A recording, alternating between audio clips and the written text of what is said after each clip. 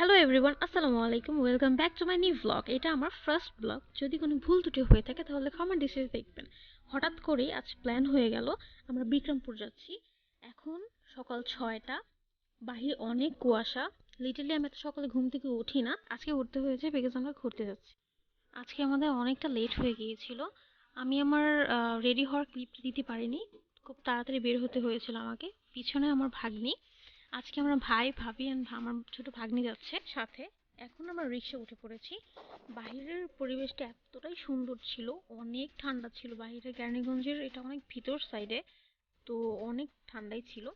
এখন আমরা একটু পোজ নিচ্ছি। আমার ভাগ্নি তো অনেক শাই ফিল করছে ক্যামেরা দেখে। তো পিছনে আমার ভাই এন্ড ভাবি ছিল, তাদেরকে একটু হাই বলে দিলাম। শীতের সকাল যে এত সুন্দর হয় সেটা আমি জানতাম না আসলে। আমি কখনো এত সকালে ঘুম থেকে উঠিনি, তাও আবার শীতে। তো অনেক ভালো লাগছে।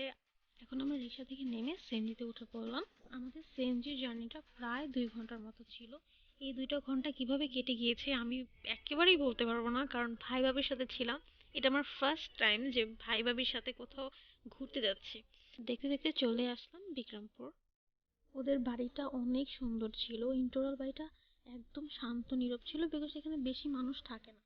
তো আমাদের যাওয়ার পরপরই ভাকা পিঠা দিয়েছে, গরম গরম ভাকা পিঠাগুলো অনেক মজা ছিল। ট্রাস্ট মি, এইটা আমার খাওয়ার বেস্ট ভাকা পিঠা। তো আমার একটু খাওয়ার ক্লিপও নিয়ে নিলাম আমি। এরপর তারা ভাত ভাজা দিয়েছিল, গ্রামের ভাত ভাজা অ্যান্ড গরম গরম ডিম ভাজা দিয়েছিল। অনেক মজা ছিল এটা। ছাদে উঠে আর সবাই মিলে আড্ডা দিচ্ছিলাম। আশেপাশের পরিবেশটা অনেক সুন্দর ছিল। বাড়িটা টোটালি ইন টোটাল বাড়িটা অনেক সুন্দর ছিল, নিরিবিলি ছিল। আমি লিটারলি চা খাই না যদিও, তারপর তাদের চাটা অনেক মজা ছিল। একটু শো অফ করলাম চা নিয়ে। চাটা খাওয়া শেষে আমরা এখন বের হয়ে যাচ্ছি, তো বাহিরে ঘুরবো।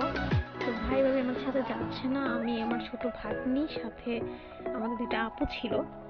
তো আমাদের ওখানে গ্রামের রাস্তাগুলো অনেক সুন্দর ছিল, একদম নিরিবিলি। এটা ছিল ওনাদের পুকুর, এটা অনেক বড় পুকুর।